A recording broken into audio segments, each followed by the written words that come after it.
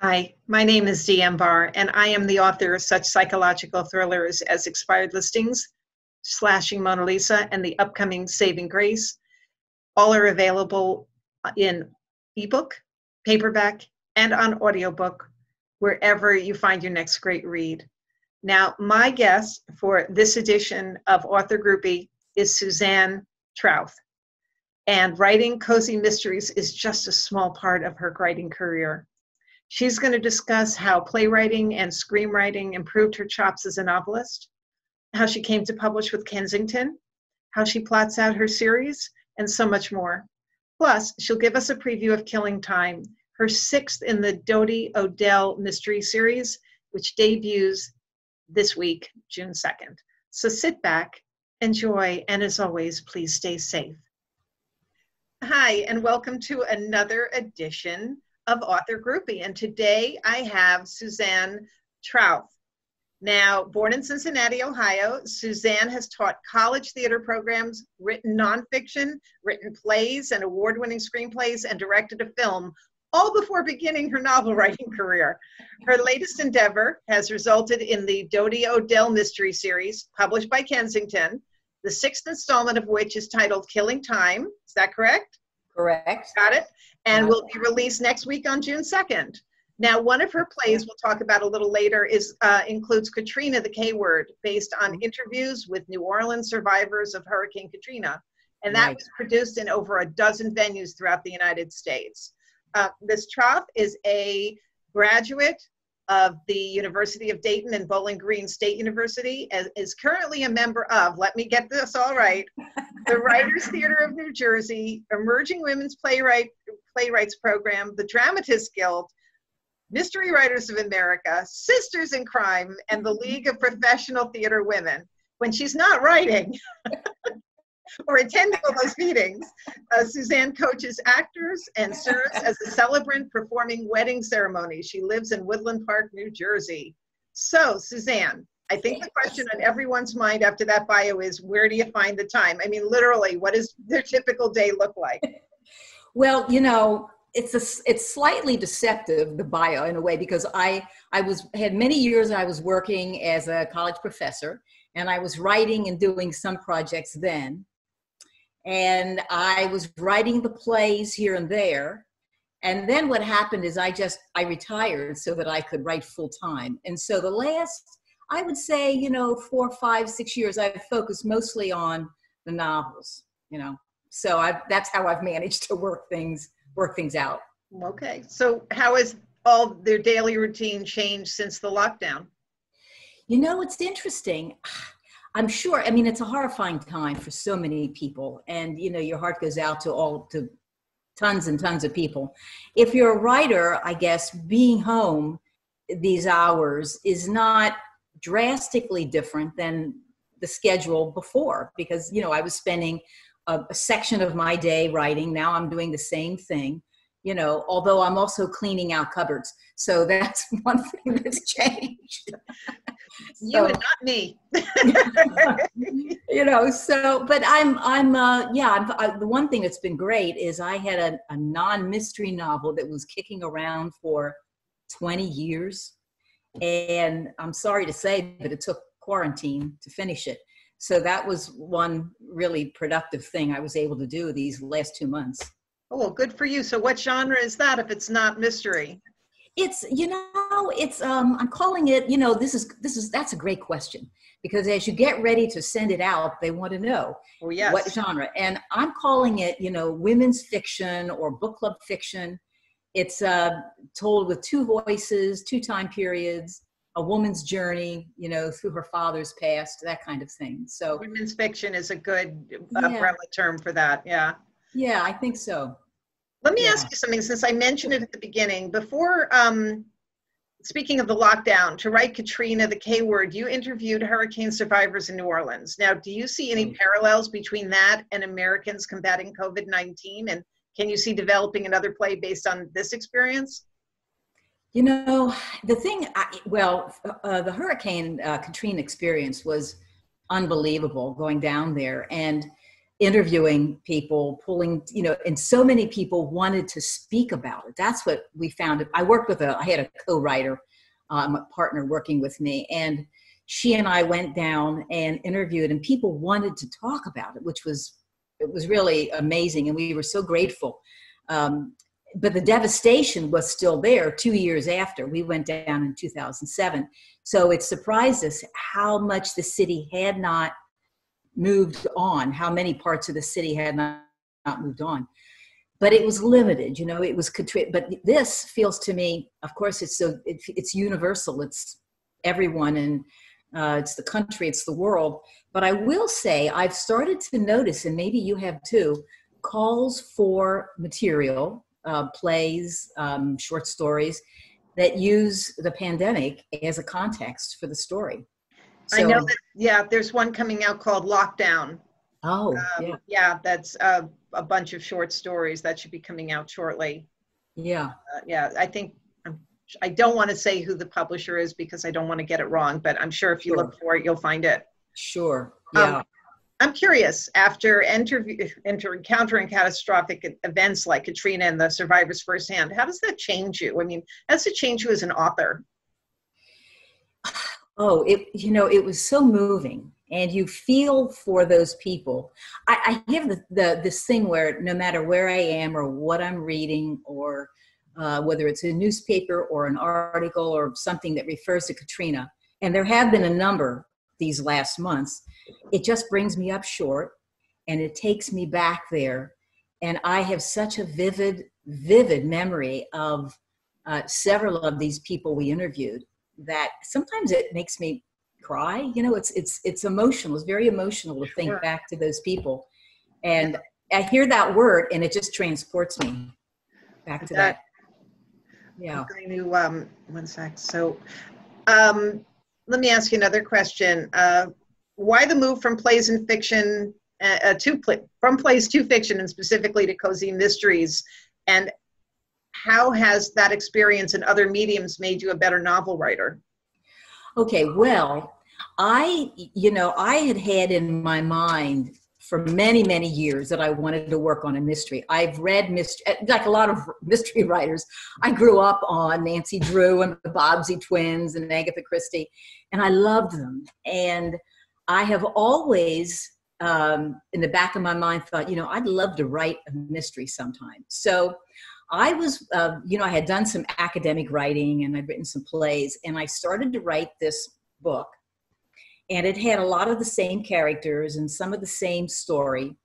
And, I had several drafts in, and I met with an editor, was recommended to me, a professional editor, and he used to work at Penguin, and now he was freelancing.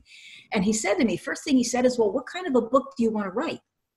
And he said, where do you see this? And he said, is this a women's thing? Is this? And I said, no, I want to write a mystery. And he said, okay, then what you need to do is, 1, 2, 3, 4, And so I did. That's where I started with the very first one. And the second part of your question is great, because what I have learned is how to write to a schedule, to a deadline. Oh, wow. How many words a day?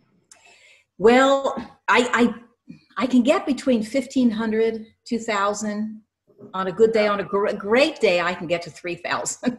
Wow, that is a great day. But that's when there's no social media, there's no, cupboards to clean and nothing else to distract me. But those cupboards again, those cupboards are really obsessing you. I know, they're showing up everywhere. But writing mysteries was great for that, for staying on deadline, because they came out every 10, 11 months, and, meeting the deadline, turning in the words. And it was, and also paying attention to story, to plot, and how things progress in a story. Those were wonderful lessons. And I credit writing the mysteries to that. What can you tell us about Dodie O'Dell in the series? I understand, like your life, it involves theater. Yes. So when I started to write these, I started with a female protagonist. I'm told by friends of mine that she sounds like me. Now, I don't see it, but that's what they say. So I started with a female protagonist in a town in New Jersey, and I wedded the story of the mystery and the murder, of course, to a theater, community theater in the town. Mm-hmm. So every time, every new book focuses on a play at the theater. And of course, the murder and the mystery are connected somehow to the theater. And so she's tuned into the theater as well as to the restaurant she manages. Okay, so you've got those two areas where you can grab characters and have things happen. Good idea. Right. Yeah, the theater is great. And somebody asked me once, where do you start? And I said, I start with the play. I choose the play, and that will dictate the theme food, because she has theme food to match every production. And so that dictates the theme food. And then also doing a new play brings a different group of people into town, you know, a guest director and a visiting actor and somebody else in the theater. And it kind of opens up a whole world that I can take advantage of.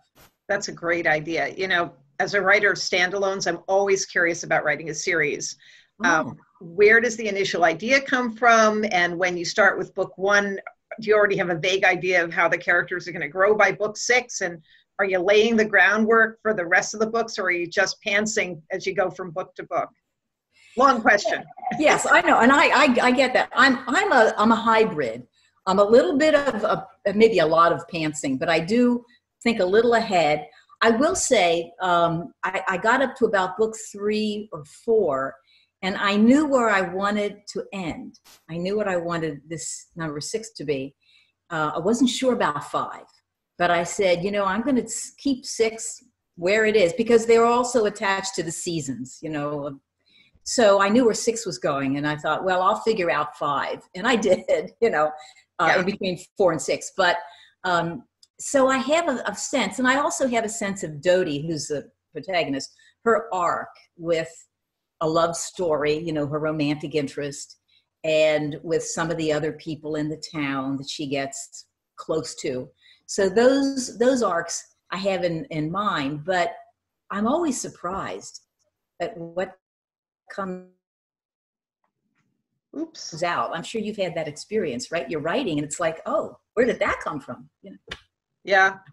I you know, you're with Kensington. That's a pretty awesome publisher to be working with. And you told us a little bit about the fact that your editor guided you there. How did that come about, and what do you like publishing? How do you like publishing with them? Oh, I love it. The editor that I worked with after I finished with him back a few years ago, he made some recommendations to me, and one of them was send it to Kensington, and he recommended John Scognamiglia, who's my editor, and John's wonderful.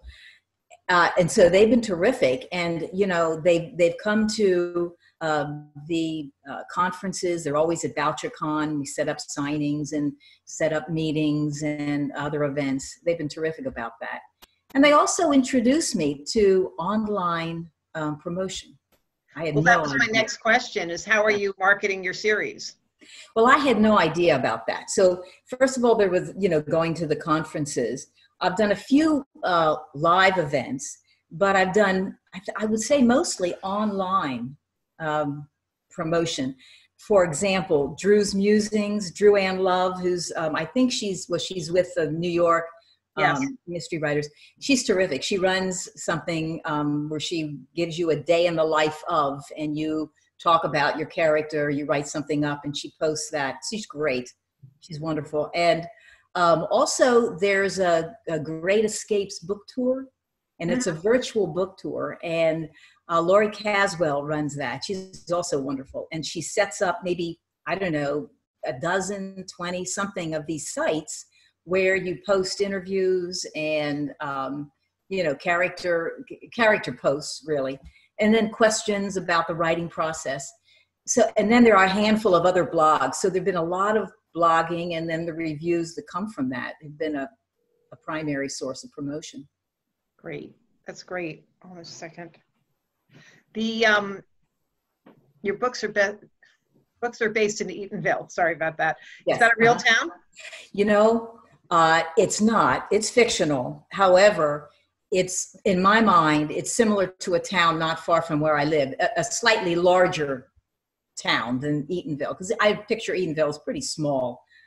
So it's sort of based on a town near me, but it's a little ways outside New York where I am, about 15 minutes out of New York City, and so that's where I envision Eatonville.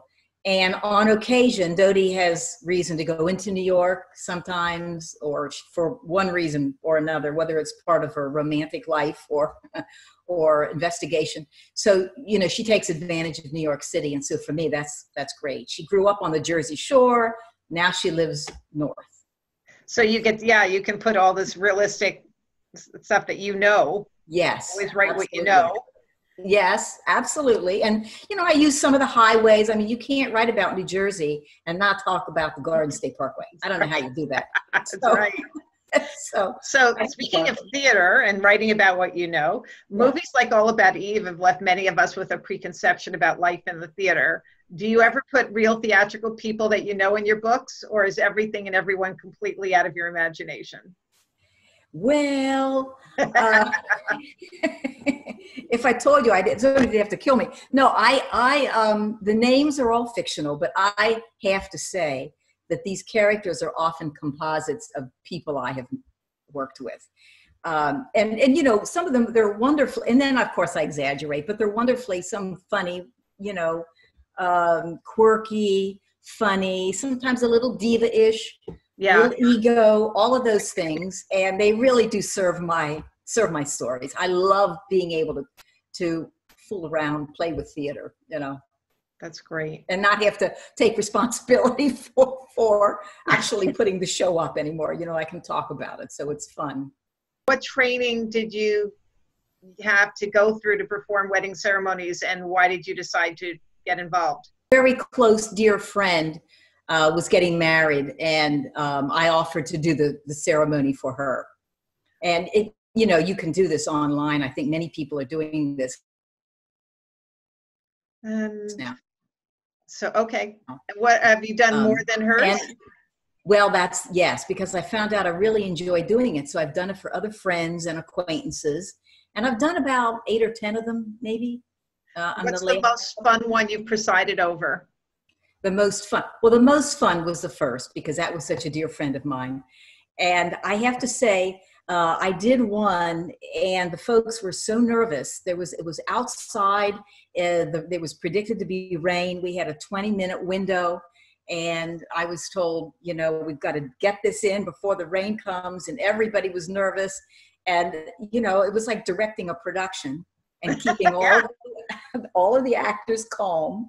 And so I like doing that. Do you think someone who performs wedding ceremonies might be your next series protagonist?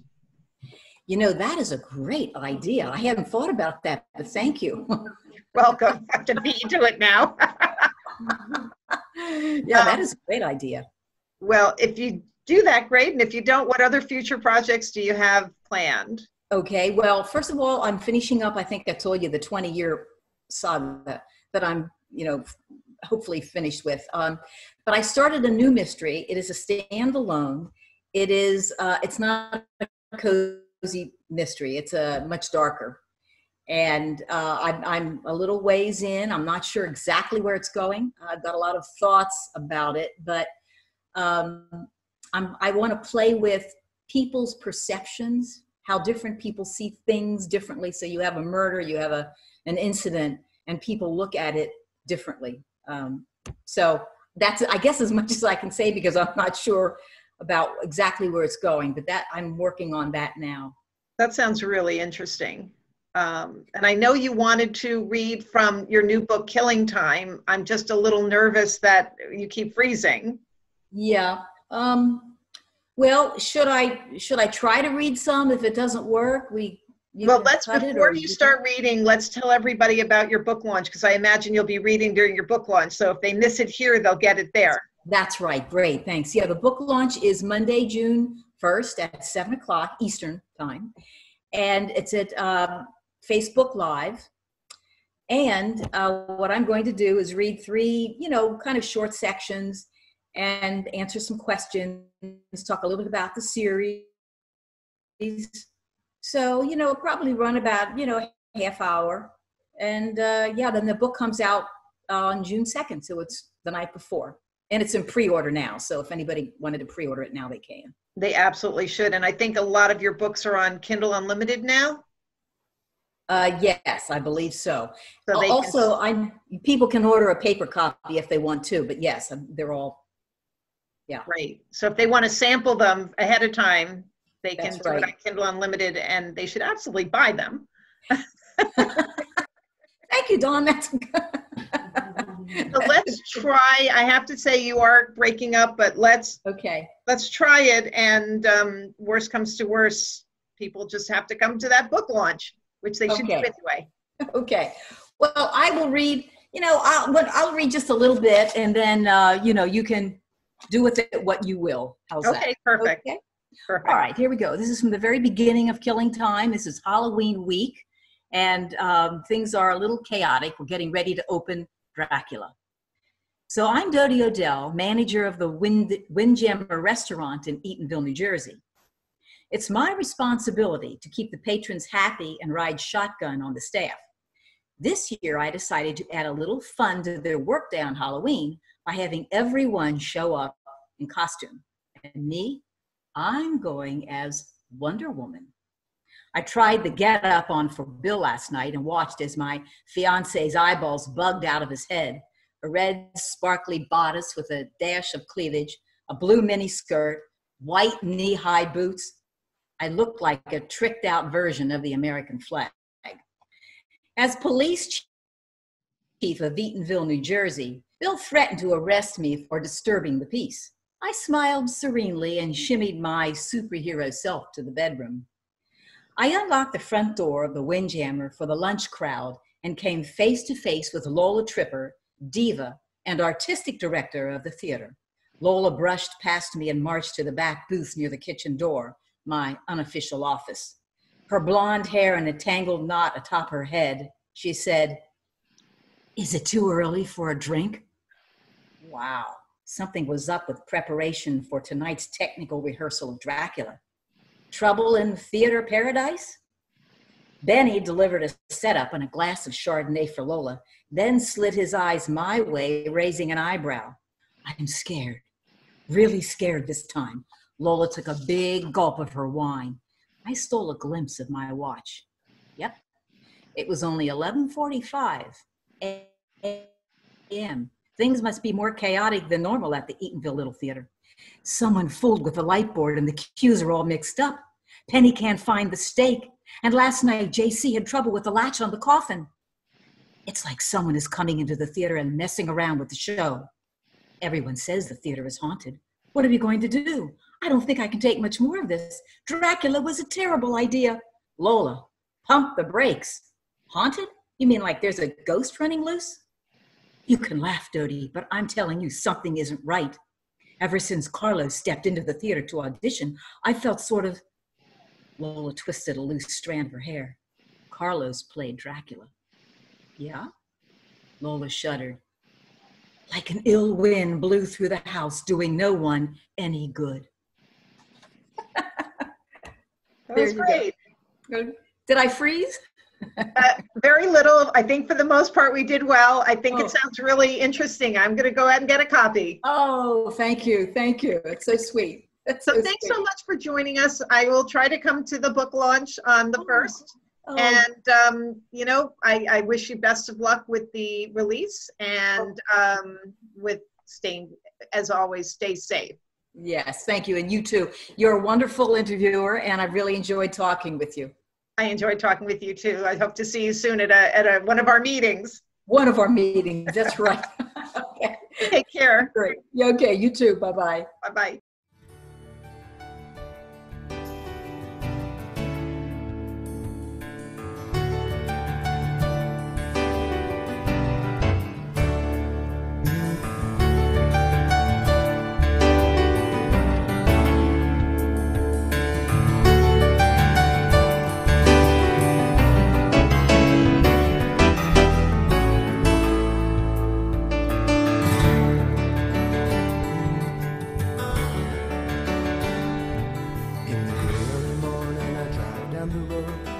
bridge over the river to the city far from home.